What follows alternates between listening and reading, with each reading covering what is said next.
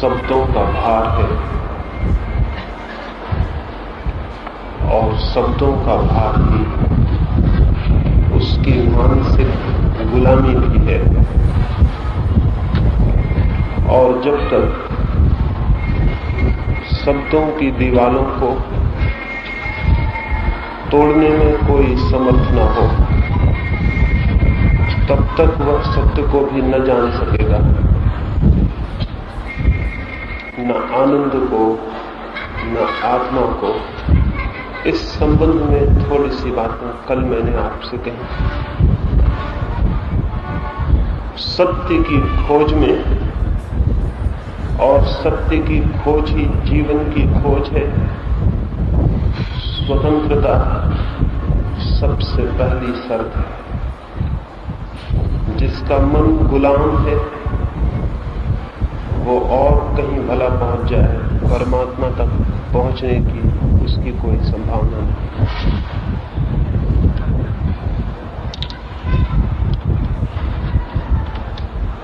जिन्होंने अपने चित्त को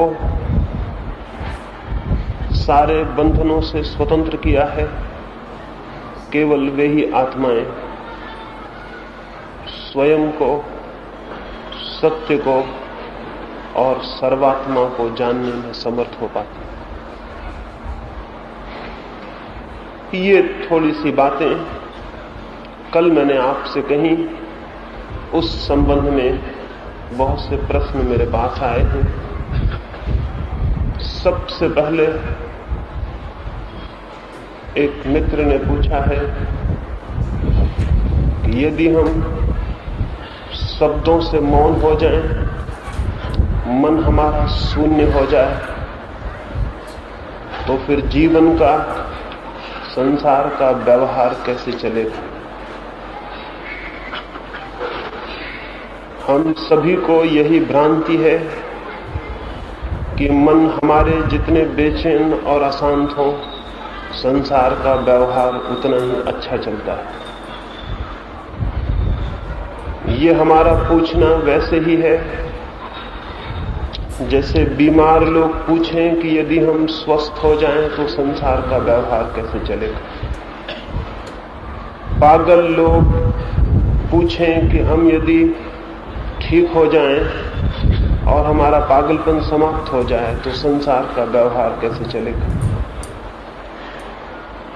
बड़े मजे की बात यह है, अशांत चित्त के कारण संसार का व्यवहार नहीं चल रहा है, बल्कि संसार के चलने में जितनी बाधाएं हैं, जितने कष्ट हैं, संसार का जीवन जितना नरक है, वो अशांत चित्त के कारण। ये जो संसार का व्यवहार चलता हुआ मालूम पड़ता है, इतने अशांत लोगों के साथ भी ये बहुत आश्चर्यजनक है। शांत मन संसार के व्यवहार में बाधा नहीं है, बल्कि शांत मन इस संसार को ही स्वर्ग के व्यवहार में बदल देने में समर्थ है। जितना शब्दों से मन शांत हो जाता है, उतनी ही जीवन में दृष्टि, अंतर्दृष्टि मिलनी शुरू हो जाती है। फिर भी हम चलेंगे, लेकिन वो चलना और तरह का होगा। फिर भी हम बोलेंगे, लेकिन वो बोलना और तरह का होगा। फिर भी हम उठेंगे, फिर भी जीवन का जो सामान्य क्रम है वो चलेगा, लेकिन उसमें एक क्रांति हो गई होगी। भीतर मन यदि शांत हो गया हो तो दो परिणाम होंगे। ऐसे मन से जो चर्या निकलेगी, जो जीवन निकलेगा, वो दूसरों में अशांति पैदा नहीं करेगा, और दूसरे लोगों के अशांत व्यवहार की प्रतिक्रिया में ऐसे चित्त में कोई अशांति पैदा नहीं होगी, बल्कि उस पर फेंके गए अंगारे भी उसके लिए फूल जैसे मालूम होंगे, और वो खुद तो अंगारे फेंकने में असमर्थ हो जाए। संसार में इससे बाधा नहीं पड़ेगी, बल्कि संसार को हमने अपनी अशांति के द्वारा करीब करीब नरक के जैसा बना लिया है, उसे स्वर्ग जैसा बनाने में जरूर सहायता मिल जाएगी। और चूंकि हम आज तक मनुष्य के मन को बहुत बड़े सामूहिक पैमाने पर शांति के मार्ग पर ले जाने में असमर्थ रहे हैं, इसलिए हमें अपना स्वर्ग आकाश में बनाना पड़ा है। ये जमीन पर हमारे अशांत मन के कारण हमें स्वर्ग आसमान में बनाना पड़ा है। अगर मन शांत हो तो स्वर्ग को आकाश में बनाने की कोई जरूरत नहीं है, वो जमीन पर बन सकता है। स्वर्ग जब तक आकाश में रहेगा तब तक इस बात को भली भांति जानना चाहिए कि आदमी ठीक अर्थों में आदमी होने में समर्थ नहीं हो पाए। यदि वो ठीक अर्थों में आदमी हो जाए तो जमीन बुरी नहीं है और उसको स्वर्ग बन सकता है। स्वर्ग का और क्या अर्थ है? जहां शांत लोग हों वहां स्वर्ग है, जहां भले लोग हों वहां स्वर्ग है। सुकरात को उसके मरने के पहले कुछ मित्रों ने पूछा कि क्या तुम स्वर्ग जाना पसंद करोगे या नर्क? तो सुकरात ने कहा, इससे कोई फर्क नहीं पड़ता कि मैं कहां भेजा जाता हूं, मैं जहां जाऊंगा वहां मैं स्वर्ग का अनुभव करने में समर्थ हूं। इससे कोई भेद नहीं पड़ता कि मैं कहां जाता हूं, मैं जहां जाऊंगा अपना स्वर्ग अपने साथ ले जाऊंगा। हर आदमी अपना स्वर्ग या अपना नर्क अपने साथ लिए हुए, और वो उसी मात्रा में अपने साथ लिए हुए है जिस मात्रा में उसका मन शांत हो जाता है, शब्दों की भीड़ से मुक्त हो जाता है, मौन हो जाता है। जितनी गहरी साइलेंस होती है उतना ही उसके बाहर एक स्वर्ग का घेरा, एक स्वर्ग का वायुमंडल उसके आसपास चलने लगता है। इसलिए ये हो सकता है कि एक ही साथ बैठे हुए लोग एक ही जगह पर न हो। ये हो सकता है कि आपके पड़ोस में जो बैठा है व्यक्ति वो स्वर्ग में हो और आप नरक में हो। ये इस बात पर निर्भर करेगा कि उसका मन कैसा है, उसके मन की आंतरिक दशा कैसी है। उस आंतरिक दशा पर ही बाहर का सारा जीवन, देखने का ढंग, अनुभूतियां सभी परिवर्तित हो जाती हैं। हमारे ही बीच महावीर या बुद्ध या क्राइस्ट जैसे लोग हुए हैं जो हमारे ही बीच थे, हमारी ही जमीन पर थे, लेकिन इसी जमीन पर उन्होंने उस आनंद को जाना जिसकी हमें कोई भी खबर नहीं। कैसे, कौन से रास्ते से, कौन से मार्ग से? उनके पास शरीर हमारे जैसा ही था, उस शरीर पर बीमारियां भी होती थी और उस शरीर को एक दिन मर भी जाना पड़ा। उनके पैर में भी कांटा चुभ जाता तो खून बहता, और उनको भी गोली मार दी जाती तो उनका शरीर समाप्त हो जाता।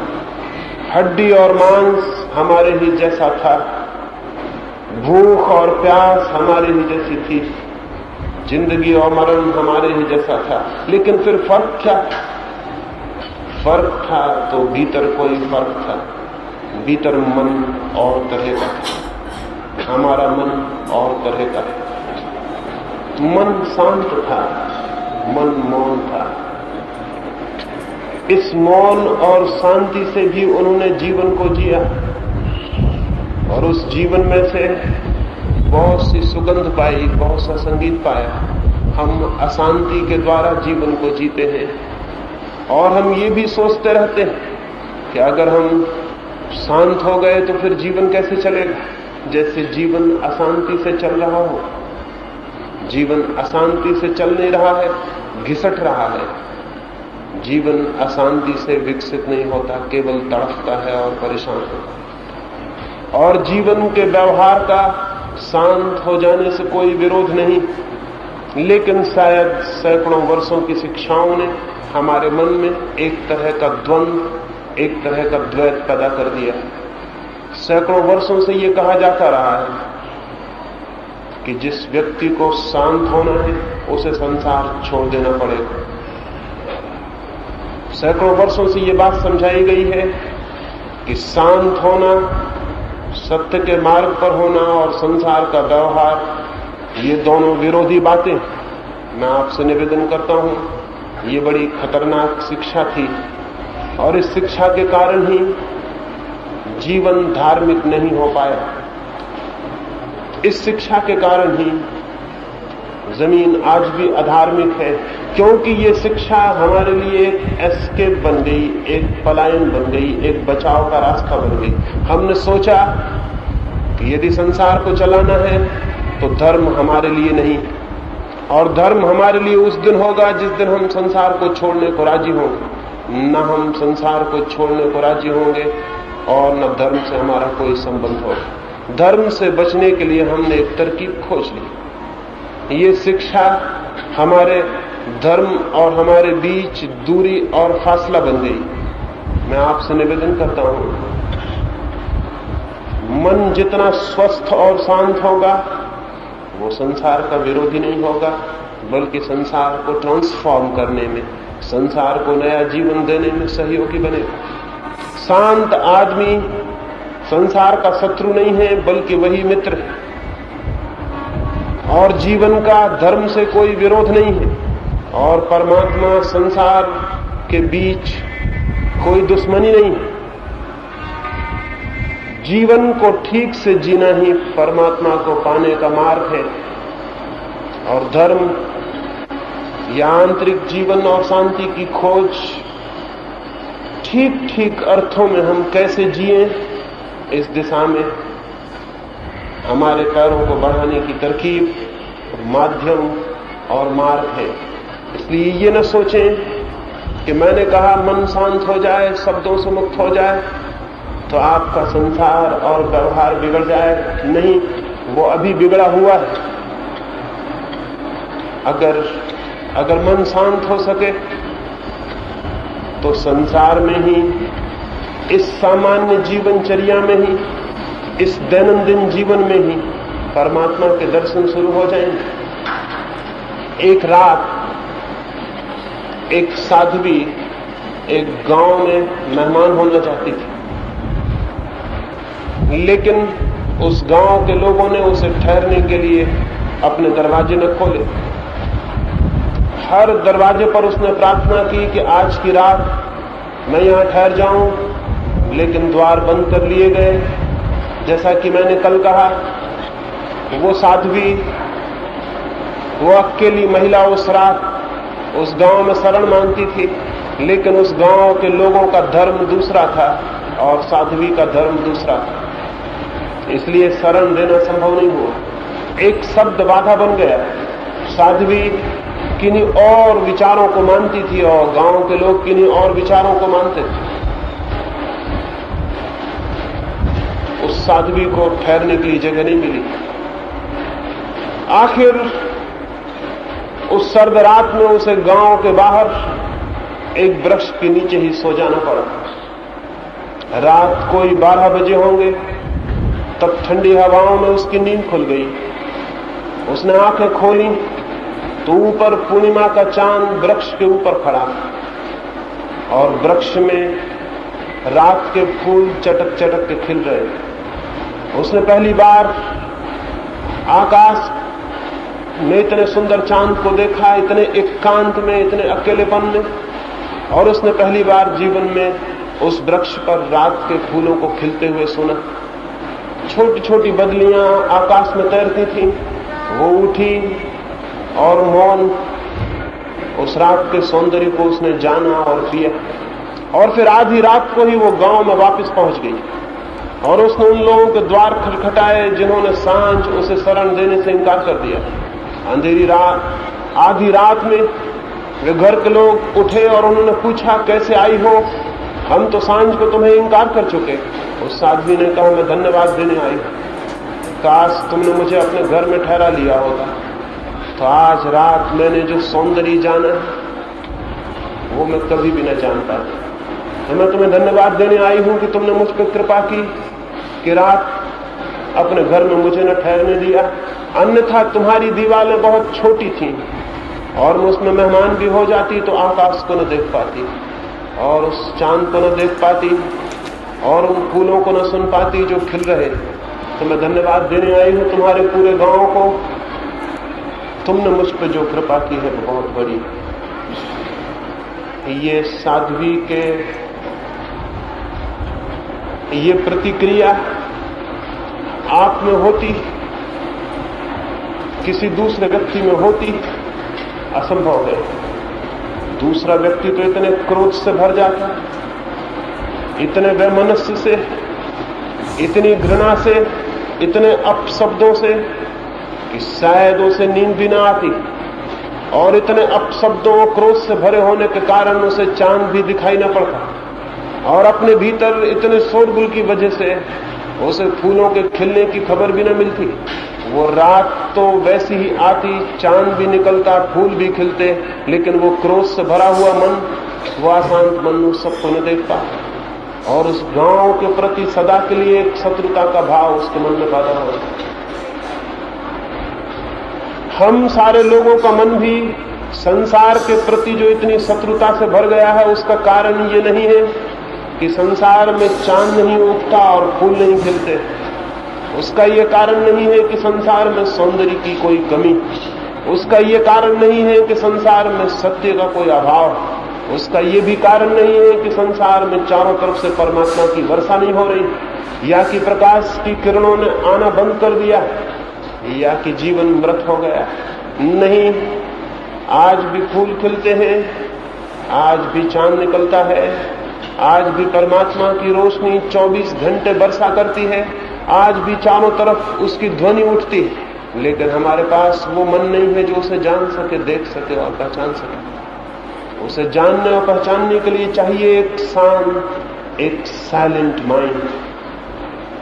तो चारों तरफ संसार दिखाई पड़ना बंद हो जाएगा। मैं आपसे निवेदन करूं, संसार कहीं भी नहीं है सिवाय हमारे अशांत मन के। संसार हमारे अशांत मन का प्रोजेक्शन, हमारे अशांत मन की प्रतिछाया है। और अगर हमारा मन शांत हो जाए तो संसार कहीं भी नहीं, फिर जो शेष रह जाता है वो परमात्मा है, संसार है। दो चीजें नहीं है, संसार और परमात्मा, ऐसी दो चीजें कहीं भी नहीं है। ऐसी दो चीजें कभी भी नहीं रही। या तो संसार है या परमात्मा है। हम अशांत होते हैं तो हमें जो अनुभव में आता है वो संसार, और हम शांत हो जाते हैं तो हमें जो अनुभव में आता है वो परमात्मा। परमात्मा और संसार जैसी दो चीजें नहीं है। दो तरह के मन हैं, शांत मन और अशांत मन। शांत मन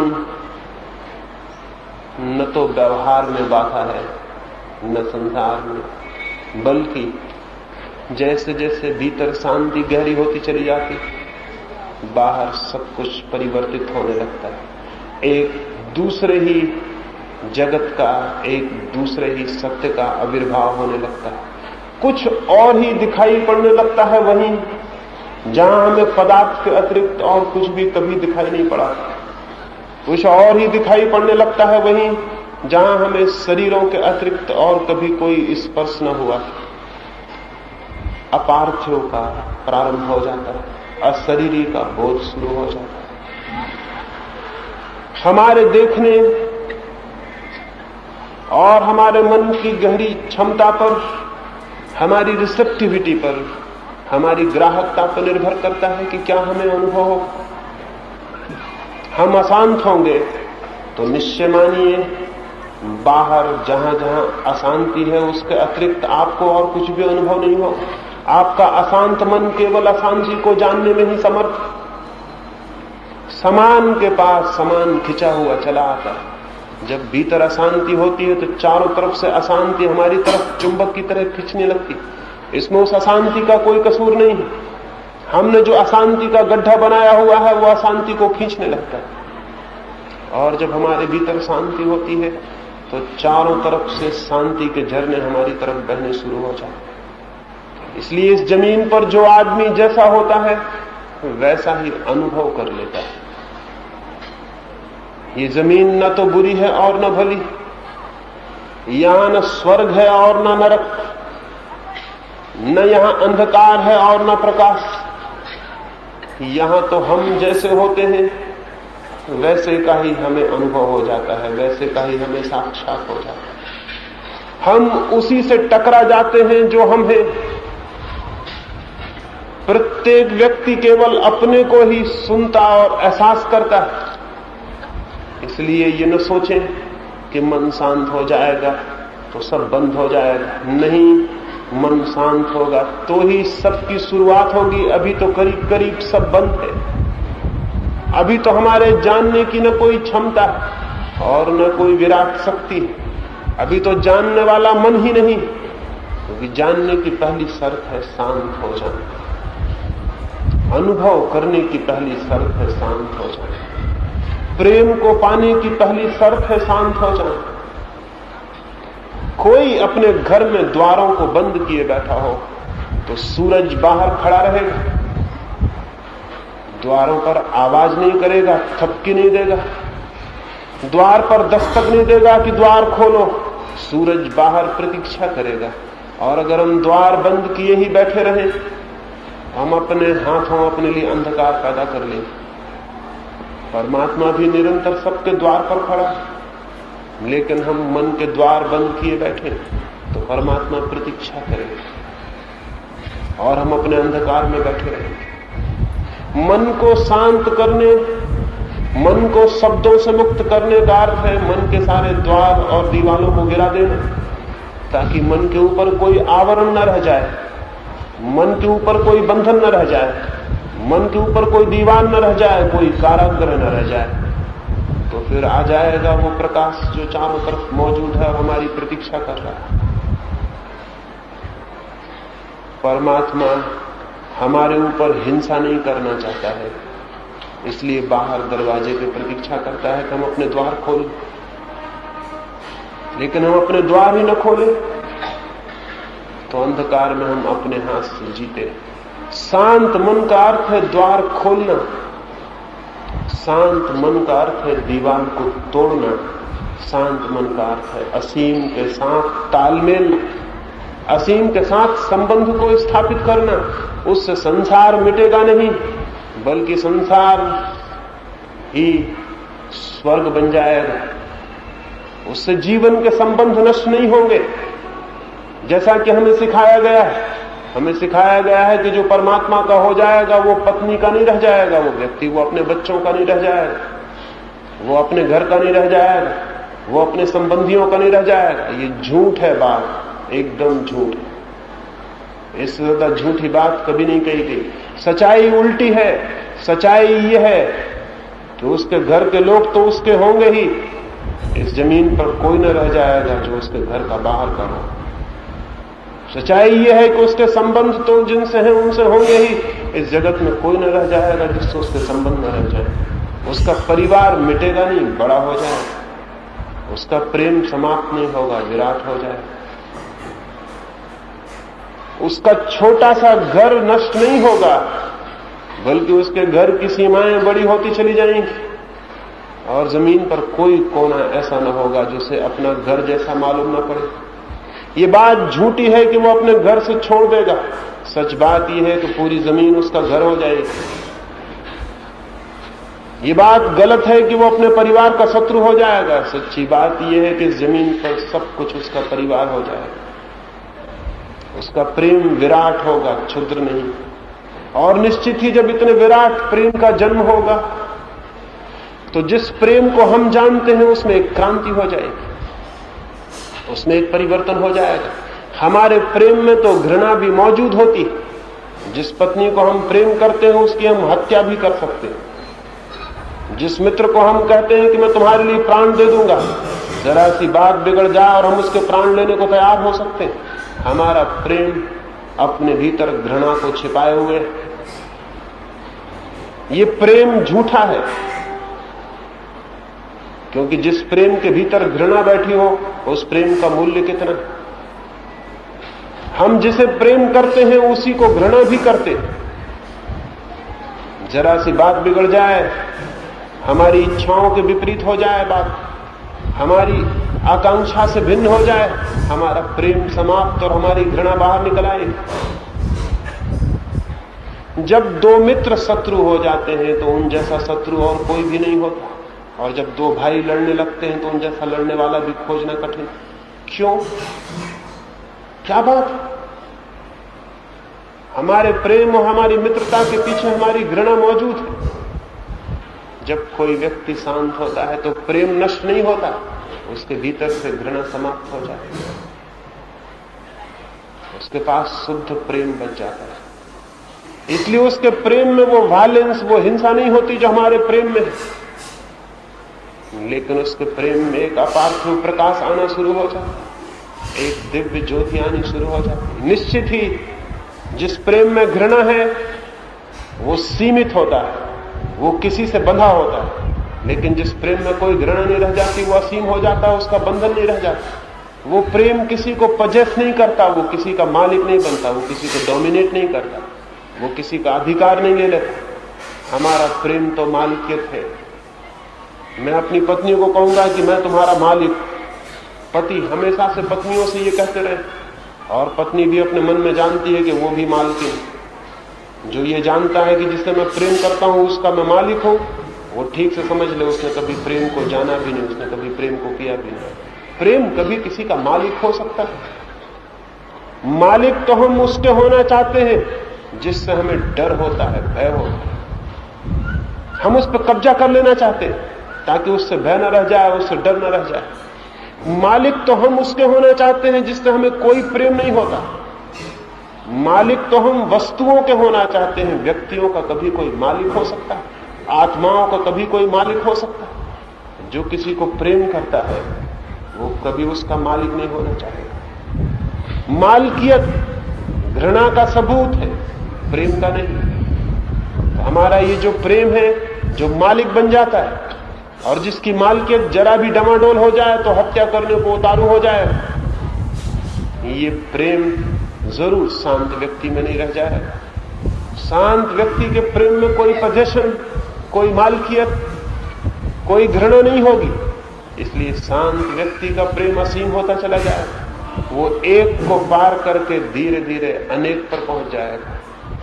वो एक की सीमा से मुक्त होकर धीरे धीरे सब में प्रवेश पा जाएगा। ऐसे ही प्रेम को मैं प्रार्थना करता हूं जो एक को पार कर लेता है और सब तक पहुंच जाता है। मंदिरों में कही जाने वाली प्रार्थनाएं नहीं, थोथे शब्द हैं। सच्चा प्रार्थना से भरा हुआ हृदय तो वो है जिसका प्रेम अनंत और असीम तक पहुंचने लगा हो, जिसके प्रेम की लहरें दूर दूर फैल रही हो, और जिसका प्रेम किसी सीमा को न मानता हो, और जिसका प्रेम केवल देना जानता हो, मांगना न जानता हो। प्रेम तो नष्ट नहीं होगा, लेकिन प्रेम परिवर्तित हो जाएगा। परिवार तो नहीं मिटेगा, लेकिन परिवार बहुत बड़ा हो जाएगा। संसार तो नहीं बिगड़ेगा, लेकिन संसार एक अभूतपूर्व रूप से परिवर्तित होकर स्वर्ग बन जाएगा। इसलिए भयभीत न हो, इस बात से भयभीत न हो कि संसार बिगड़ जाएगा। बड़े मजे की बातें हैं। क्या है आपके संसार में? कौन सी शांति है, कौन सा आनंद है, कौन सा प्रेम है जिसके खो जाने से हम भयभीत हो जाते हैं कि कहीं हम शांत हो गए तो सब खो न जाए? क्या है आपके पास जो खो जाएगा? हमारी हालत करीब करीब उस भिखमंगे जैसी है जो एक राजधानी के किनारे रात भर जागा करता था। पुराने दिनों की घटना। उस गांव का बादशाह रोज घोड़े पर सवार होकर रात को आधी रात गांव की निरीक्षण को निकलता। वर्ष बीत गए। सर्दी हो कि बरसात, कि गर्मी हो, कि अंधेरी रात हो कि उजाली रात हो, वो भिखारी गांव के बाहर निरंतर खड़ा हुआ जागता रहा। आखिर उस बादशाह से न रहा गया। उसने एक दिन अपने घोड़े को रुका और पूछा, मेरे मित्र, किस चीज का पहरा देते हो रात भर? उस भिखारी ने कहा, मेरा भी सामान है, कोई उठा के न ले जाए। उसके पास एक भिक्षा पात्र था, एक डंडा था, एक झोली थी। वो रात भर जाग के पहरा देता था कि कहीं कोई उसके सामान को चुरा के न ले जाए। तो उसने राजा से कहा कि क्या आप सोचते हैं मैं सो जाऊं और कोई मेरा सामान ले जाए? तो मैं दिन को सो लेता हूं, जब रास्ते चलते होते तब कोई डर नहीं होता। रात में जागता हूं कि कहीं कोई मेरा सामान न ले जाए। तो राजा बहुत चिंतित हुआ। वो लौटा और उसने अपने राजगुरु को जाके कहा कि मैंने बड़ी हैरानी की घटना देखी। एक भिखमंगे ने मुझसे ये कहा है कि वो रात भर इसलिए जागता है कि कहीं उसका कोई सामान न ले जाए, और सामान उसके पास एक भिक्षा पात्र, एक डंडा और एक झोली से ज्यादा नहीं। उसके राजगुरु ने कहा, अक्सर ऐसा होता है जिनके पास कुछ भी नहीं होता वो हमेशा डरे रहते हैं कि उनकी चोरी ना हो जाए। अक्सर ऐसा होता है जिनके पास कुछ भी नहीं है वो भयभीत रहते हैं कहीं वो खो ना जाए। हमारे पास क्या है जिससे हम भयभीत? क्या है हमारे संसार में जिसके खो जाने से हम डरे हुए? क्या है? कौन सा आलोक हमारे प्राणों को आलोकित कर गया? कौन सा जीवन हमने जिया और जान लिया? स्मरण आती है कोई घड़ी जीवन में लौट कर देखने पर जिसे हम कहें कि ये मेरी संपदा है, इसे मैं संभालना चाहूंगा? कोई क्षण याद आते हैं जो ऐसे लगते हो जिनको बचाना जरूरी है? और अगर कल कोई परमात्मा आपसे आकर कहे कि जो जिंदगी आप जिए थे मैं दोबारा उसी जिंदगी को जीने का हक देता हूं, हम में से कितने लोग उसी जिंदगी को दोबारा जीने को राजी होंगे? कौन राजी होगा इस बात के लिए कि जो जिंदगी उसने जी ठीक वैसी जिंदगी दोबारा जीने को अगर मौका मिल जाए? इंकार कर देगा कि ऐसी जिंदगी मुझे नहीं जीनी। कुछ भी तो नहीं जाना, कुछ भी तो नहीं पाया, सिवाय दुख और पीड़ा के, सिवाय क्रोध और अशांति के क्या जाना? सिवाय बेचैनी और परेशानी के कौन सी चीज से पहचान हो गई? कुछ भी नहीं, लेकिन भय है कि कहीं वो खो न जाए। मत भयभीत होइए। शांत होने के साथ ही वो संपदा मिलनी शुरू होती है। जिसे खोने के लिए कोई भयभीत हो तो उचित भी माना जा सकता है, लेकिन बड़े आश्चर्यों का आश्चर्य है कि शांति से जो संपदा मिलती है उसके खो जाने का कोई मार्ग नहीं। उसे न कोई छीन सकता, न कोई नष्ट कर सकता, उसे न कोई मिटा सकता, न कोई जला सकता। शांत होने से जो संपदा मिलती है, हो सकता है कि कोई उसके खो जाने के लिए भयभीत भी हो क्योंकि वो संपदा है, लेकिन उसके खो जाने का कोई भय नहीं, क्योंकि वो प्राणों की प्राण है। वो हमारे बाहर नहीं है कि भटक जाए, खो जाए। वो तो हम स्वयं हैं, वो तो हमारा स्वरूप। उस स्वरूप की दिशा में शांत होने के संबंध में थोड़ी सी बातें मैंने आपसे कल कही। स्मरण रखिए, कुछ खोएगा नहीं शांत होने से, क्योंकि अभी कुछ है ही नहीं पास में। हां, कुछ मिल जरूर जाएगा, लेकिन उसकी हमें कल्पना भी नहीं है कि वो क्या है जो मिल सकता है। और एक दूसरे मित्र ने पूछा है कि मैंने कहा शब्दों को दोहराएं नहीं, दोहराने रिपीटिशन से तो मन जड़ हो जाता है। तो उन्होंने पूछा है कि हमारे मंत्र सभी धर्मों के मंत्र हैं और शास्त्रों ने उनका अनुमोदन किया है। सैकड़ों वर्षों से कहा जाता रहा है उनको दोहराओ दोहराओ, और जितना ज्यादा दोहराओगे, जितना ज्यादा रिपीट करोगे, उतना ही ज्यादा भगवान के निकट पहुंचाओगे। तो उस संबंध में मेरा क्या ख्याल? पहली बात, शांति दो प्रकार की होती है। एक तो शांति वो होती है जो आदमी को नींद में मिलती है, जब वो रात सो जाता है और सुबह उठ के कहता है मैं बहुत गहरी नींद में सोया, बड़ा अच्छा लगा, बड़ा मन शांत। बेहोशी की शांति।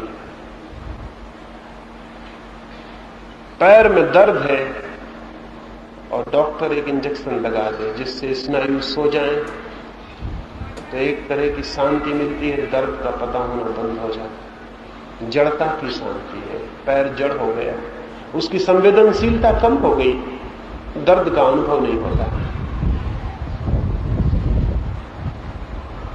जो आदमी जितना ज्यादा संवेदनशील है, जितना सेंसिटिव है, उतना ही पीड़ाओं को अनुभव करता है।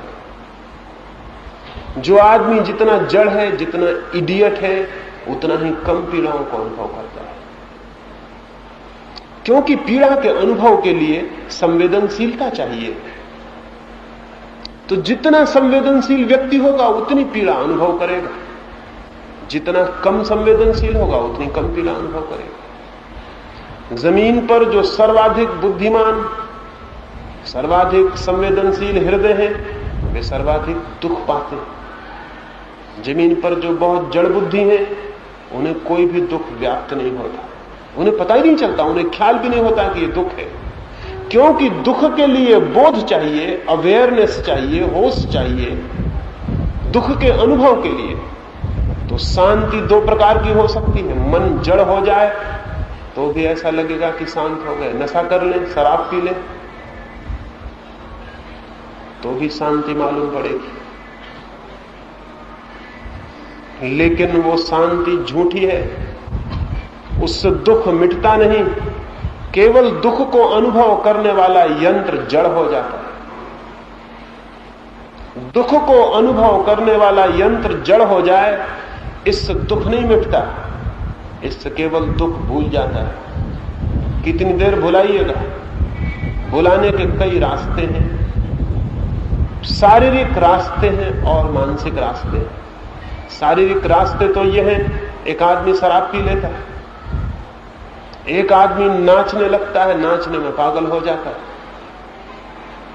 एक आदमी मेस्कलीन का इंजेक्शन लगवा लेता है, या और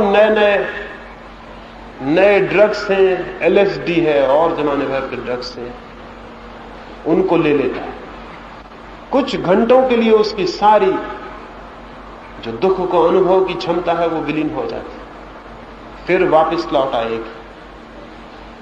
दुनिया में लोग शराब व्यर्थ ही नहीं पीते रहे। सारी दुनिया पर नए नए ढंग के इंटॉक्सिकेंट ऐसे ही इजाद नहीं होते रहे। कोई मनुष्य की बहुत गहरी जरूरत है जिसको वो पूरा करते रहे। वो जरूरत यह है दुख का पता न चले। तो जड़ता, कोई भी तरह की जड़ता और बेहोशी आ जाए, दुख का पता नहीं चलेगा। जो लोग शराब नहीं पीना चाहते, इंजेक्शन नहीं लेना चाहते, उनके लिए और भी सरल रास्ते। वे किसी शब्द को और मंत्र को निरंतर उच्चारण करें, रिपीट करें, उससे भी मन जड़ हो जाता है। कोई भी चीज की बार बार पुनरुक्ति करने से चित्त पर बोर्डम पैदा होती, डलनेस पैदा होती। अगर मैं यहां बैठकर बोल रहा हूं और एक ही बात घंटे भर तक बोले चला जाऊं, तो आपके मन पर क्या प्रतिक्रिया होगी? आप में से बहुत से लोग तो सो जाएंगे, जैसा अधिकतर लोग सभाओं में सोते हैं, खासकर धार्मिक सभाओं में, क्योंकि वहां वही बातें दोहराई जाती हैं जो हजारों बार दोहराई गई। तो लोग सो जाते। बोलने वाला सोचता होगा कि सोने वालों का कसूर है, ये बोलने वाले का कसूर है। वो इस तरह की बातें बोल रहा है जिनसे बोर्डम पैदा होती, रिपीट कर रहा है कुछ बातों को, उससे लोग ऊब जाते हैं, ऊब से नींद पैदा होती है। उसमें जो बहुत सचेतन लोग होंगे वे उठ के चले जाएंगे, क्योंकि ये तो जड़ता की बात हो गई। और इसीलिए जवान आदमी धार्मिक सभाओं में दिखाई नहीं पड़ते, अभी उनमें जिंदगी। बूढ़े आदमी दिखाई पड़ते। बूढ़े आदमी मौत की तरफ सरक रहे हैं, वो जड़ता की तरफ सरक रहे हैं, उनको कोई भी जड़ता प्रीतिकर लगती है। जवान को जड़ता मुश्किल मालूम पड़ती कि वहां बैठा रहे। और अगर बिल्कुल छोटे बच्चे बिठाल दिए गए हो तो बिल्कुल ही नहीं बैठेंगे। अभी वो बहुत जीवंत हैं, अभी वो जड़ होने को राजी नहीं है, अभी जिंदगी उनमें बड़ा प्रवाह ले रही है, अभी जिंदगी उनमें खड़ी हो रही है, तो उन्हें जड़ता की कोई बात अपील नहीं करेगी। इसीलिए तो सारी दुनिया में धर्म से बच्चों और जवानों का संबंध टूट गया है, सिर्फ बूढ़ों का संबंध रह गया। ये इस बात की सूचना है कि जिस धर्म को हम बार बार दोहरा रहे हैं वो किसी न किसी रूप में जड़ता का पक्षपाती होगा। अगर वो जीवन का पक्षपाती होता तो बच्चे और जवान उसमें निश्चित ही उत्सुक होते। लेकिन ये जो रिपीटिशन है, ये जो बार बार दोहराना है किन्हीं बातों का, ये एक तरह की राहत, एक तरह की शांति लाता है। और वो शांति इस बात की है, अगर आप राम राम राम राम घंटे भर तक कहते रहे, मन ऊब जाएगा, जो कि मन का स्वभाव। मन जागता है, नए से नई चीज हो तो जागता है। पुरानी पुरानी बात तो मन को जागने का कोई कारण नहीं रह जाता, वो सो जाता है। उससे जो तंद्रा पैदा होती है उसको लोग शांति समझते हैं। उससे जो निद्रा पैदा होती है, जिसको योग निद्रा कहते हैं, वो शांति नहीं है, वो केवल सो जाना, वो ऑटो हिप्नोसिस है, वो आत्मसम्मोहन है, वो एक तरह की नींद है जो हम ईजाद कर रहे हैं। अगर आपको नींद ना आती हो तो राम राम का जप बड़ा लाभ पहुंचा सकता है, कोई भी मंत्र का जप लाभ पहुंचा सकता है। लेकिन नींद आ जाना सत्य को जान लेना नहीं। नींद आ जाना शांति को पा लेना नहीं है। लिविंग साइलेंस बड़ी और बात है, डेड साइलेंस बड़ी और बात है। मरघट पे शांति होती है, वो भी एक शांति है। लेकिन हम यहां इतने लोग बैठे हैं और शांत हैं, ये बिल्कुल दूसरी शांति।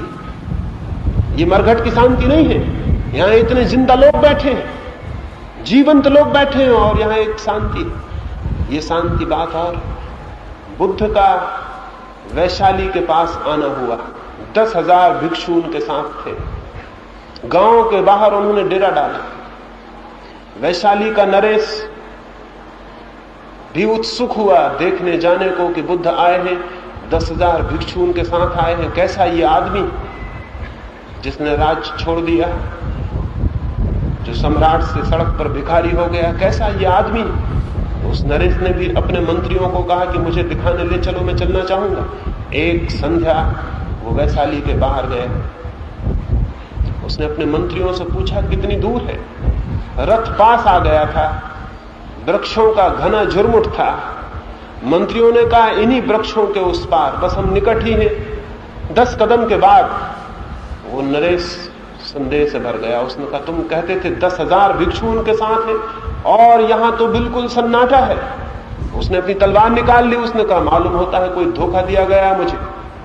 तुम मुझे यहां कहां ले आए हो? 10,000 लोग जहां हो वहां 10 कदम के फासले पर इतना सन्नाटा। उसके मंत्रियों ने कहा आप परेशान न हो, उन लोगों को आप नहीं जानते।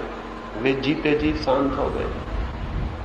वहां कोई आवाज नहीं, वहां कोई बातचीत नहीं हो रही। नरेश गया डरा हुआ, तलवार नंगी हाथ में लिए हुए। डर था उसे कि पता नहीं क्या खतरा हो जाए। 10,000 लोग जहां हो वहां इतनी शांति कल्पनातीत थी। वहां जाकर उसने देखा वहां तो पूरी बस्ती है 10,000 लोगों की। उसने बुद्ध से जाके पूछा बड़े अजीब मालूम होते हैं ये लोग, ये जिंदा है या मुर्दा? ये न कोई बात कर रहे हैं, न कोई चीत, न यहां कोई शोरगुल, न कोई आवाज। 10,000 लोग चुपचाप बैठे। बुद्ध ने कहा तुमने केवल मुर्दा शांति को ही जाना है, इसलिए तुम्हें शक पैदा होता है कहीं ये लोग मुर्दा तो नहीं। तुमने केवल मरघटों पर जो शांति होती है उसको जाना। हम उस शांति की खोज में हैं जो जिंदा आदमी को मिलती है, जो जीवित मन को मिलती है।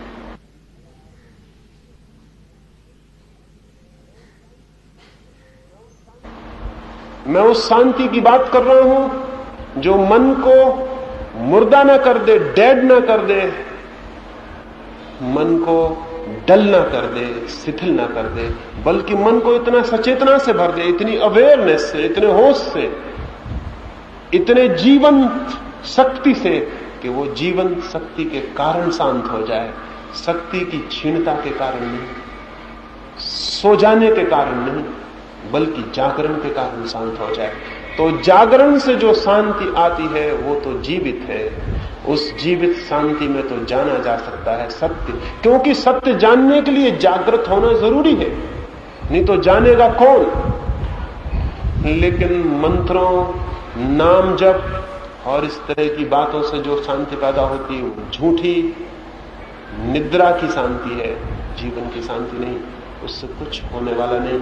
और ये जो मंत्र हैं, ये भी उन्होंने पूछा है, इतने मंत्र हैं, इनकी शक्तियों का वर्णन है, इनसे ये हो सकता है, ये हो सकता है, ये हो सकता है। बड़ा एक षड्यंत्र आदमी के साथ चलता रहा, एक बड़ी कॉन्स्पिरेसी चलती रही। और वो षड्यंत्र ये है, जो मैं एक छोटी सी कहानी से आपको कहूं। एक मस्जिद के बाहर एक मुल्ला सुबह खड़े होकर पत्थर फेंक रहा था। गांव का राजा वहां से निकला, उसने उस मुल्ला को पूछा कि मेरे मित्र ये पत्थर किस लिए फेंक रहे हो?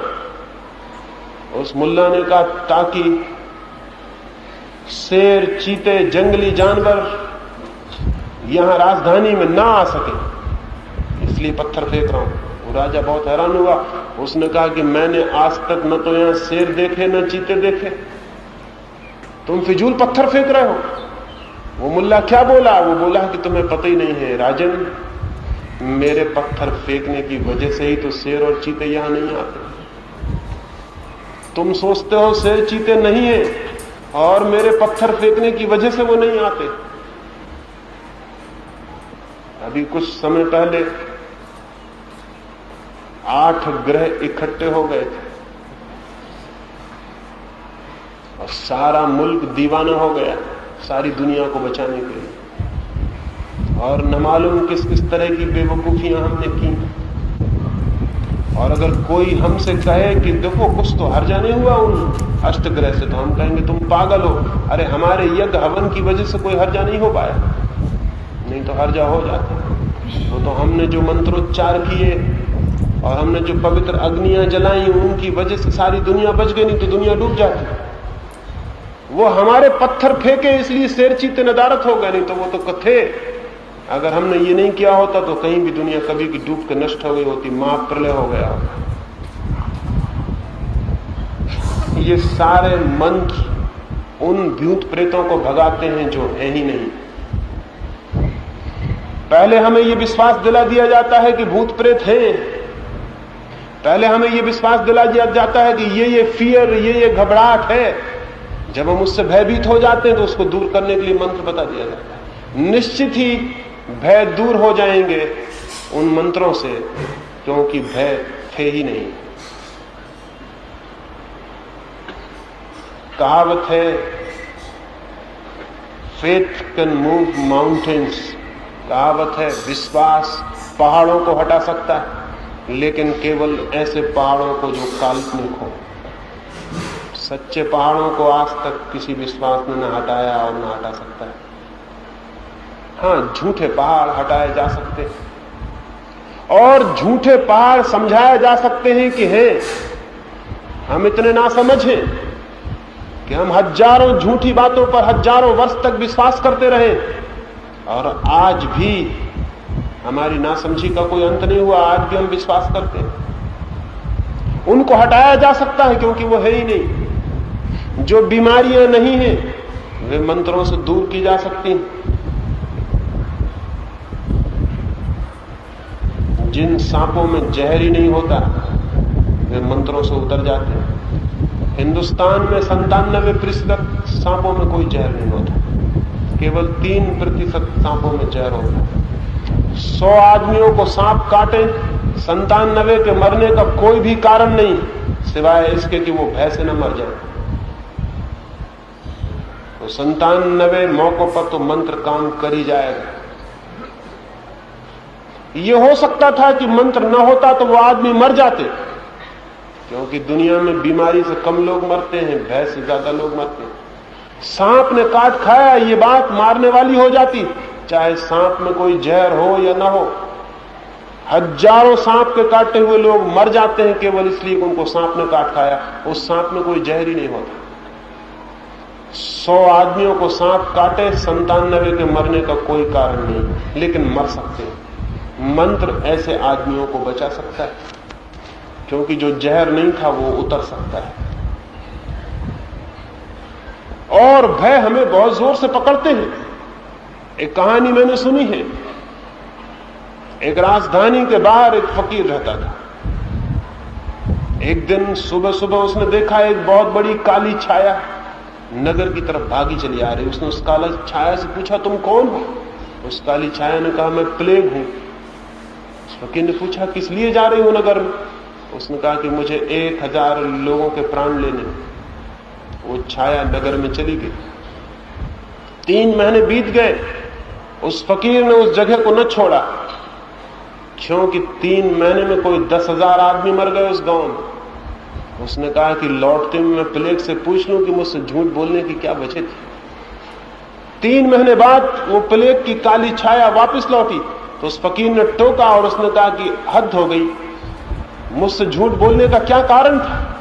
तुमने तो कहा था 1000 लोगों के प्राण लेने और 10,000 लोग मर गए। उस प्लेग ने कहा, मैंने तो 1 ही 1000 मारे, बाकी भय से मर गए, मेरा उसमें कोई कसूर नहीं। बाकी 9000 आदमी अपने आप घबराहट से मर गए, उनको मैंने नहीं मारा। इन 9000 आदमियों पर मंत्रों का उपयोग हो सकता था, ये बच सकते थे, इनको कोई बीमारी ही नहीं थी। तो ये जो सारे मंत्र हैं जो हमें शक्तिशाली मालूम होते हैं, मंत्र शक्तिशाली नहीं है। हमारा मन कमजोर है, भयभीत है। इसलिए अगर मन को किसी भी बात से बल दिया जा सके, ताकत दी जा सके, तो फर्क पड़ जाता है। और अगर हमको किसी दिन ये बात ठीक ठीक समझ में आ गई तो मंत्रों को बीच में लेने की कोई जरूरत नहीं है। हम अपने आत्मबल को, अपने मन के बल को बिना किसी मंत्र के सहारे के ही खड़ा कर सकते हैं। मंत्र से उसका कोई संबंध नहीं। संबंध है मेरे भीतर, मेरे अपने बल का। अगर वो है, अगर मेरा भय छूट जाए, अगर जीवन में मेरी चिंता छूट जाए, अगर जीवन में मेरी अशांति छूट जाए, तो इतनी बड़ी शक्ति का उदय होगा, किसी मंत्र की कोई जरूरत नहीं। ये कमजोर आदमी का शोषण है।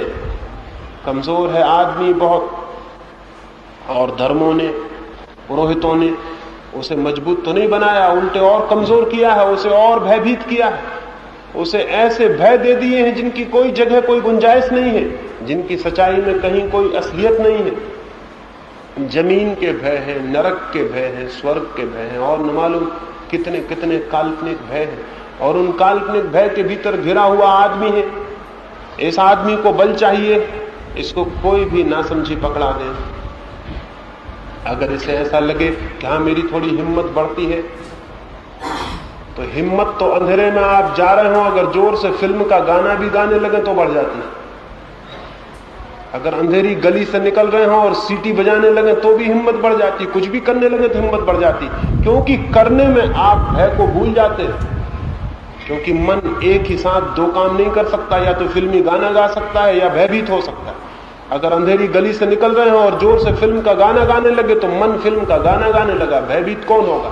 उतनी देर के लिए भय बंद हो जाएगा। तो चाहे फिल्मी गाना गा लें, चाहे राम राम जप लें, चाहे नमोकार जप लें, चाहे कुछ और कर लें, लेकिन उससे कोई जीवन में क्रांति नहीं होती और न परिवर्तन होता है। बल्कि जो कौमें और जो लोग इस तरह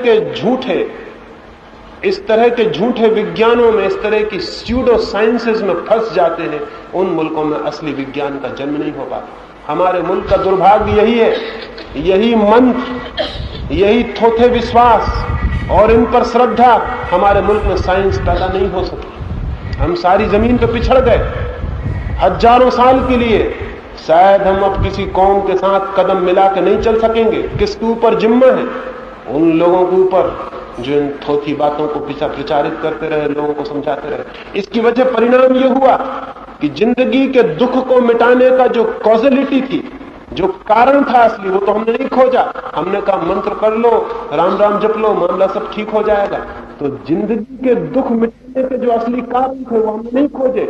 हम ये ऊपरी तरकीबें किया, न जीवन और पदार्थ के संबंध में सत्यों को खोजा, न उसकी ताकत बढ़ी, न उसकी समृद्धि बढ़ी, न उसका आत्मबल बढ़ा। सब तरह से हम दीनहीन हो गए। और उस दीनहीन हो जाने के पीछे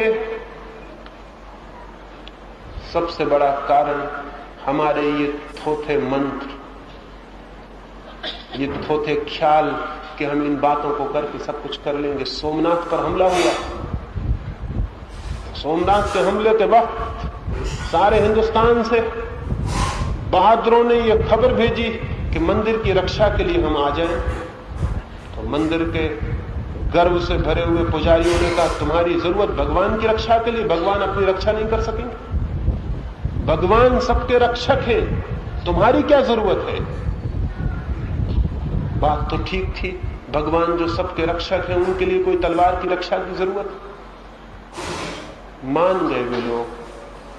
तलवार लिए हुए सिपाही खड़े थे लेकिन वे लड़े नहीं। जिसने हमला किया था वो आदमी भीतर घुस गया और 500 पुजारी थे उस मंदिर में और वो अपने मंत्रों का जाप कर रहे थे और प्रार्थनाएं कर रहे थे। और गजनी ने मूर्ति पर चोट की और मूर्ति टुकड़े होकर गिर गई और उनके सारे मंत्र रखे रह गए और सारी प्रार्थनाएं रखी रह गई। और तब उन पुजारियों ने क्या कहा, जब उन्होंने देखा कि मंत्र फिजूल हो गए, सब व्यर्थ हो गया, मूर्ति तोड़ दी गई, तो उन्होंने एक नई बात ईजाद की। उन्होंने कहा कि गजनी शिव का अवतार मालूम होता है, नहीं तो ये कैसे हो सकता। और हम उन मूढ़ों में से हैं कि हमने पहली बात भी मान ली और दूसरी बात भी मान ली कि गजनी जो भगवान शिव का अवतार होना चाहिए, तभी तो सारी बात हो। ये जो हम इस भांति का जो चिंतन करते रहे, ये चिंतन नहीं है, ये जड़ता है। और इसका परिणाम ये हुआ कि हम साइंस को जन्म नहीं दे पाए, हम खोज नहीं कर पाए।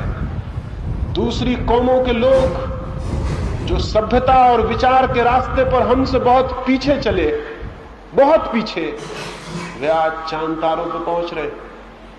उन्होंने पदार्थ का अणु तोड़ लिया। वे आज आत्मा और मन की तलाश में भी बहुत गहरे जा रहे हैं। और हम जिन्होंने यात्रा बहुत पहले शुरू की थी, आज जमीन पे सबसे पीछे खड़े। कौन है जिम्मेवार?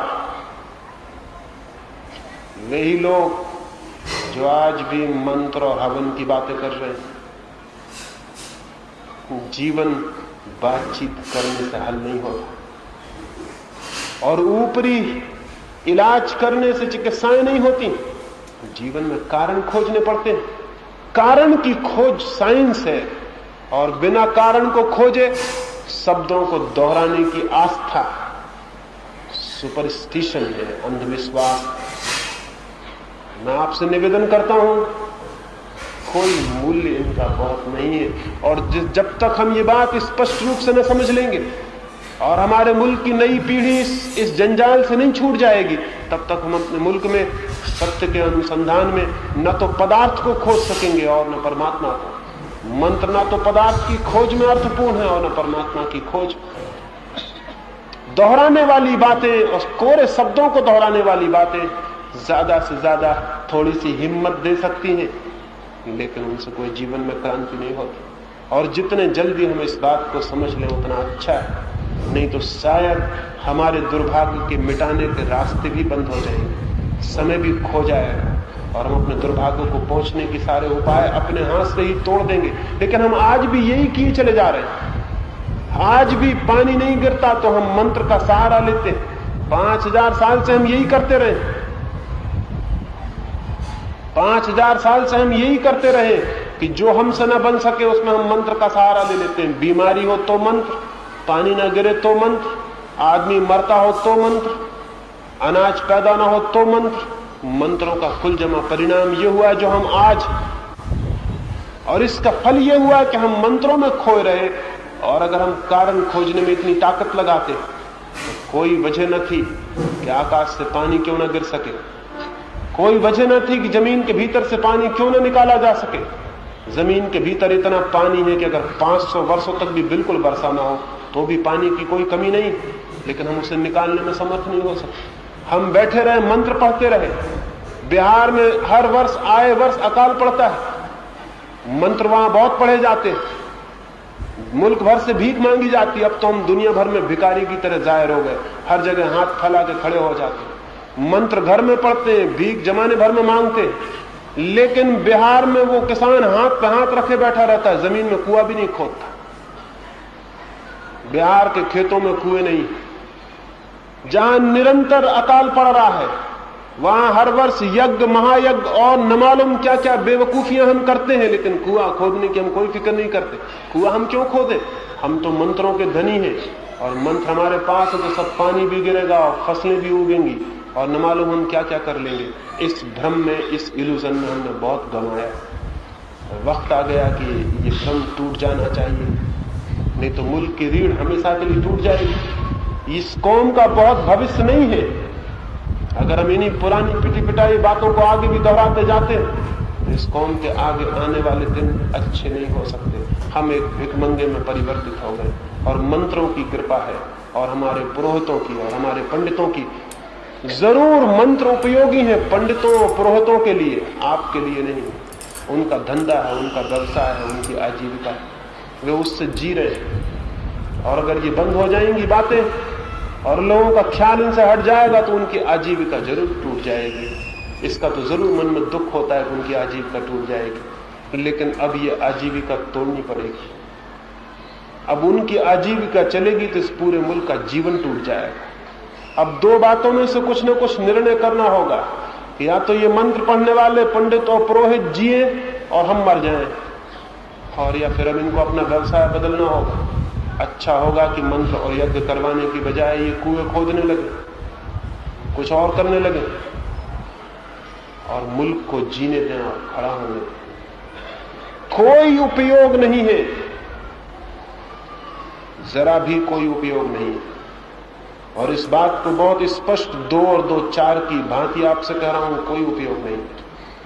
सोचें और देखें मुल्क की कथा क्या हुआ, इनके उपयोग का परिणाम। हम कहां खड़े, लेकिन हम विचार भी नहीं करते। हमसे आज सोचते होंगे हम ठीक से मंत्र नहीं पढ़ पाए इसलिए सब गड़बड़ हो गई। शायद हम सोचते होंगे यज्ञ हवन कम कर पाए इसलिए ये गड़बड़ हो गई, या मंत्र तो पढ़े लेकिन उच्चारण ठीक नहीं हो पाया, संस्कृत में कुछ भूल हो गई इसलिए ये गड़बड़ हो गई, या शायद हमने पंडित पुरोहितों की बात पूरी तरह नहीं मानी इसलिए ये सब गड़बड़ हो गई। ये समझाने वाले लोग भी हैं, और हम में से बहुत से लोग इसको समझने के लिए भी तैयार हैं, क्योंकि हजारों साल की दास्तां में जिस कौम का दिमाग पल गया हो, उसके सोचने समझने की शक्ति समाप्त हो जाती है। उसे सोच विचार पैदा नहीं होता, उसकी आदत विश्वास करने की हो जाती है, विचार करने की नहीं होती। मैं आपसे निवेदन करूंगा, विश्वास बहुत किया जा चुका, विचार करिएगा या नहीं। बहुत हो चुका विश्वास, बिलीफ पर हम बहुत जी चुके, अब विचार करिएगा या नहीं। चहुमुखी विचार की जरूरत है, सर्वांगीण विकास की विचार की जरूरत है। पदार्थ के संबंध में, जीवन के संबंध में, परमात्मा के संबंध में विवेक की जरूरत है, खोज की जरूरत है। अंधेपन की जरूरत नहीं है कि मान लें, मान लेने की कोई आवश्यकता नहीं, किसी बात को मानने की कोई जरूरत नहीं है। बहुत मान चुके और बहुत खो चुके, मुल्क बैंकरप्ट हो गया, दिवालिया हो गया, उसकी आत्मा नष्ट हो गई, उसके प्राण भटक गए, उसकी सारी दिशा खो गई, उसकी आंखें बंद हो गई। लेकिन फिर भी हम दोहराए जा रहे हैं उन्हीं बातों को जो हमारे भटकाने का रास्ता बनी, हम आज भी कहे जा रहे हैं। जरूरत आ गई है कि सारी थोथी परंपरा, इस सारी रूढ़ी, इस सारे अंधे चिंतन से देश मुक्त हो जाए। और मैं आपसे कहता हूं कि उस भांति होने से मुल्क अधार्मिक नहीं हो जाएगा, अधार्मिक अभी है। विश्वासी व्यक्ति अंधा होता है, अंधा आदमी कभी धार्मिक नहीं होता।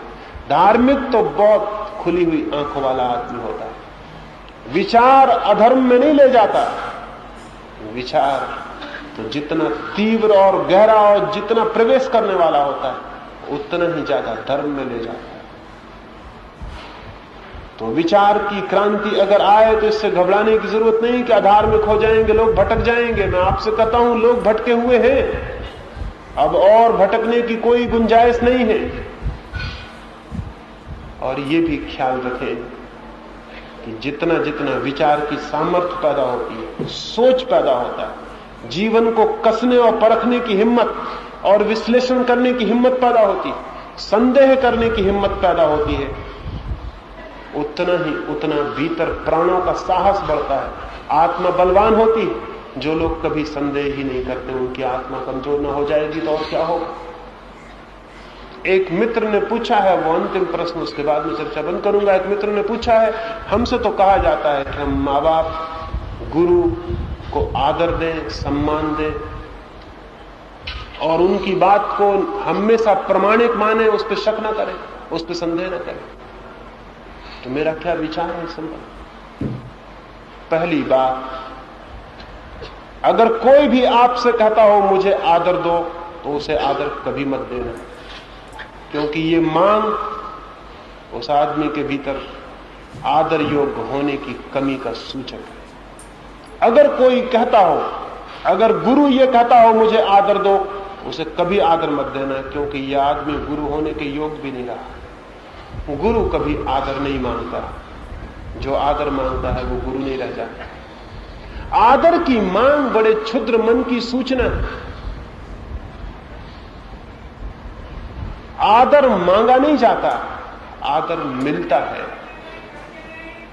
मैं ये नहीं कहता कि मां बाप को आदर दो, मैं ये कहता हूं मां बाप ऐसे होने चाहिए कि उन्हें आदर मिले। आदर मांगा नहीं जा सकता, और मांगा हुआ आदर एकदम झूठा होगा। अगर कोई देगा भी, वो झूठा होगा। अगर बच्चे आदर देंगे इसलिए कि मां बाप मांगते हैं कि आदर दो, क्योंकि हम बुजुर्ग हैं, हमने जिंदगी देखी और हमने ये किया और हमने वो किया, अगर इस वजह से वो आदर मांगते हैं, तो वो पक्का समझ लें वो बच्चे में आदर नहीं, अनादर के बीज बो रहे हैं। हाँ, आज तो बच्चा कमजोर है, इसलिए डर की वजह से आदर देगा, लेकिन कल आप कमजोर हो जाएंगे और बच्चा ताकतवर हो जाएगा। आप बूढ़े हो जाएंगे और बच्चा जवान हो जाएगा। तब पासा बदल जाएगा, बच्चा सताएगा और अनादर देगा। ये जो जवान बच्चे अपने माँ बाप को अनादर दे रहे हैं, ये अकारण नहीं है। इनसे बचपन में जबरदस्ती आदर मांगा गया, उसका रिएक्शन, उसकी प्रतिक्रिया। जब इनके हाथ में ताकत आएगी तो ये उसका बदला चुकाएंगे। आपके हाथ में ताकत थी तो आपने आदर मांग लिया, अब इनके हाथ में ताकत है तब ये बस का बदला चुकाएंगे कि जो आदर दिया था उसको एक एक रत्ती रत्ती पाई चुकता कर लेंगे। सारी दुनिया में बच्चों की जो बगावत है वो माँ बाप के प्रति नहीं है, माँ बाप के जबरदस्ती मांगे गए आदर के प्रति। माँ बाप को कौन अनादर देगा? कोई कल्पना भी नहीं कर सकता उनको अनादर देने की। लेकिन माँ बाप होने तो चाहिए, वो है कहां? गुरु होने तो चाहिए, वो है कहां? इसलिए मैं ये नहीं कहता कि गुरु को आदर दो, मैं तो ये कहता हूं जिसके प्रति तुम्हारा आदर खिंचा हुआ चला जाए उसे गुरु समझ लो। मां बाप को आदर मिलना नहीं चाहिए, दिया नहीं जाना चाहिए, मांगा नहीं जाना चाहिए। ये तो हद हो गई। अगर एक मां अपने बेटे से कहे कि तुम मुझे आदर दो, इस किस बात की खबर हुई? इस बात की खबर हुई कि वो मां होने में समर्थ नहीं हो सकी, नहीं तो आदर तो मिलता। एक पिता अपने बेटे से कहे मुझे आदर दो क्योंकि मैं तुम्हारा पिता हूं, ये बात भी अगर कहनी पड़े और समझानी पड़े तो बात खत्म हो गई। ये पिता होने के योग्य नहीं था।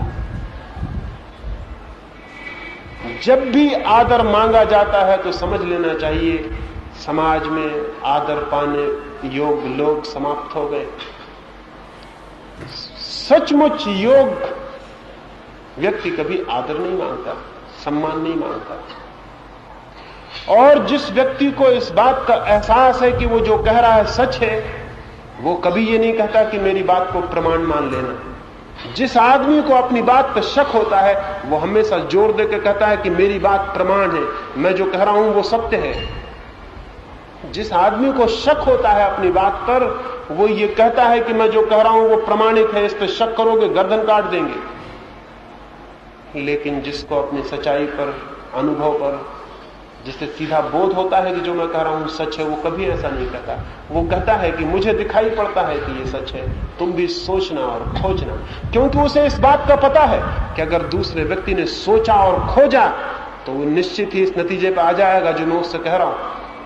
लेकिन जिसको ये डर होता है कि मैं जो कह रहा हूं पता नहीं वो सच है या झूठ, वो कहता है ये प्रमाणिक है और मेरी बात को इसलिए मान लेना कि मैं तुम्हारा पिता हूं, इसलिए मान लेना कि मैं गुरु हूं, इसलिए मान लेना कि मेरी उम्र तुमसे ज्यादा है। ये बातें सब कमजोरी के लक्षण हैं और झूठ के लक्षण, सत्य के लक्षण नहीं। इसलिए कोई गुरु कभी नहीं कहता कि मेरी बात को प्रमाण मान लेना, वो कहता खोजना, अन्वेषण करना। वो ये नहीं कहता कि मेरी बात मान लो कि यही सच है। जो आदमी ऐसा कहता है वो गुरु नहीं है, वो तो शत्रु है, क्योंकि वो आपके भीतर सोच विचार के पैदा होने के बीज को नष्ट कर रहा है। वो आपको विश्वास की तरफ ले जा रहा है, विश्वास आपको अंधेपन की तरफ ले जाएगा। कल कोई दूसरा आदमी कहेगा कि मेरी बात मान लो क्योंकि मेरी उम्र भी ज्यादा है, फिर आप उसकी बात भी मान लेना। परसों कोई तीसरा आदमी कहेगा मेरी बात मान लो, तो उसकी बात भी मान लेना। सोवियत रूस में 1917 में क्रांति हुई, वहां के लोग मानते थे कि ईश्वर है, विश्वास करते थे कि ईश्वर है। पुरोहित कहते थे, पादरी कहते थे ईश्वर है, तो वो मानते। पुरोहित बड़ा आदमी था, गांव में उसकी इज्जत थी, उसके तगमे चमकते थे, उसके कपड़े चमकते थे, चर्च, उसका बड़ा मकान, पुरोहित की बड़ी इज्जत थी। खुद बादशाह भी आता तो पुरोहित के पैर छूता था, तो पुरोहित के हाथ में शक्ति थी, पावर। तो पुरोहित कहता था जो मैं कहता हूं वही सत्य है। मैं कहता हूं कि क्राइस्ट कुंवारी लड़की से पैदा हुई, तो लोग मानते थे कि हुए। जब हुकूमत बदल गई और कम्युनिस्ट हुकूमत में आ गए और उन्होंने पुरोहितों को निकाल के बाहर कर दिया और पुरोहित दीनहीन हो गए, तो पावर बदल गया, पावर आ गया कम्युनिस्टों के हाथ में। और कम्युनिस्टों ने कहा कोई ईश्वर नहीं है, और उन्होंने कहा कोई आत्मा नहीं है, कोई परमात्मा नहीं। लोग इसको मान लिए, कोई आत्मा नहीं, कोई परमात्मा नहीं। ठीक, कल मानते थे पुरोहित को क्योंकि वो ताकत में था, आज कम्युनिस्ट ताकत में आ गए, उन्होंने उसकी बात मान ली कि ठीक है, यही जो कहते हैं वही ठीक। 20 साल के दौराने के बाद उसमें लोग कहने लगे कोई आत्मा नहीं, कोई परमात्मा, कोई पुनर्जन्म नहीं। ये वही लोग हैं जो कल कहते थे ईश्वर है, और जो कहते थे कुंवारी मरियम से क्राइस्ट पैदा हुआ, अब वो सब हंसने लगे और कहने लगे वो सब बेवकूफी की बातें थी, क्योंकि अब जो ताकत में आ गए उन्होंने कहा कि वो बेवकूफी की बात नहीं। ये वही लोग, इनमें कोई फर्क नहीं पड़ा।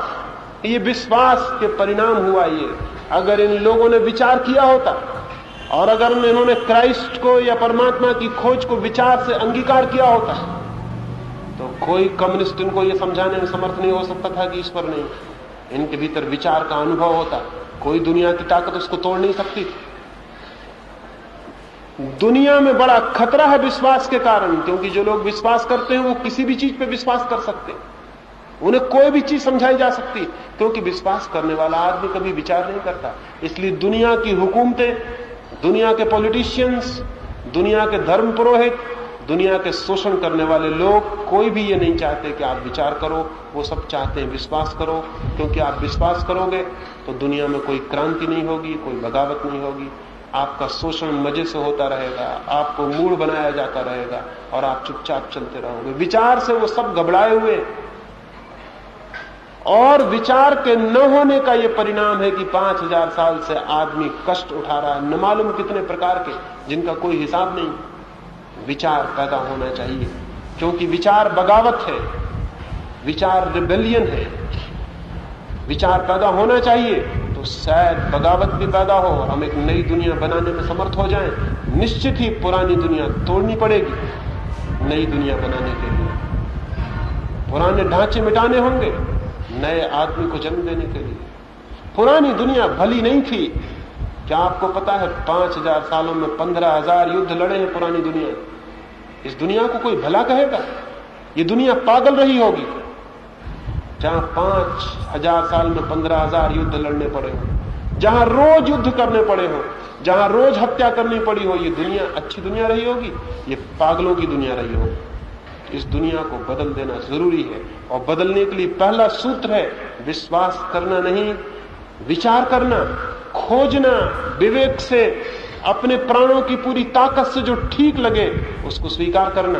निश्चित ही जो माँ बाप अपने बच्चों को विचार करने में सहयोगी बनेंगे, बच्चे उनके लिए सदा के लिए आदर से भर जाएंगे। जो माँ बाप अपने बच्चों के लिए विचार और विवेक की शक्ति जगाने में सहयोगी होंगे, वो बच्चे आजीवन उन माँ बाप के प्रति सम्मान का अनुभव करेंगे। जो गुरु आदर नहीं मांगेगा बल्कि इस तरह का जीवन जिएगा जो कि बच्चे के भीतर स्वतंत्रता लाए, बच्चे के भीतर विचार और विवेक लाए, उस गुरु के प्रति उन बच्चों के माथे हमेशा के लिए झुक जाएंगे। आदर तो मिलता है, मांगा नहीं जाता। प्रेम मिलता है, मांगा नहीं जाता। सम्मान मिलता है, खरीदा नहीं जाता। न भय दिखा के पाया जाता है, न झपटा जाता है। लेकिन वो तभी मिलता है जब हम किसी की आत्मा को विकसित होने में सहयोगी बनते हैं, तो निश्चित ही वो आत्मा सदा के लिए ऋणी हो जाती है, वो आत्मा हमेशा के लिए अनुग्रहित हो जाती है। एक ग्रेटिट्यूड उसके भीतर पैदा हो जाता है। क्या आप अपने बच्चों को स्वतंत्र करने में सहयोगी हो रहे हैं? अगर हो रहे हैं तो ये बच्चे आपको सम्मान देंगे। जितने ये स्वतंत्र होंगे उतना सम्मान देंगे। क्या इन बच्चों में विचार पैदा कर रहे हैं? अगर इनमें विचार पैदा किया तो ये अनुग्रहित होंगे, क्योंकि विचार इन्हें जीवन की बड़ी ऊंचाइयों पर ले जाएगा, जीवन के शिखरों पर ले जाएगा, जीवन की गहराइयों में ले जाएगा। विचार पूर्वक ये सत्य को किसी दिन जानने में समर्थ हो सकेंगे, ये आनंदित हो सकेंगे किसी दिन। और जिस क्षण इनके जीवन में आनंद उतरेगा, उस दिन आपके प्रति इनका ऋण, उस दिन आपके प्रति इनकी कृतज्ञता, उस दिन आपके प्रति इनकी धन्यता का कोई पारावार न होगा, कोई सीमा न होगी। दुनिया से कृतज्ञता उठ गई है क्योंकि हम अपने बच्चों को परतंत्र कर रहे हैं, स्वतंत्र नहीं। हम अपने बच्चों को गुलाम बना रहे हैं, मुक्त नहीं। हम अपने बच्चों को दास्ता सिखा रहे हैं, विद्रोह नहीं।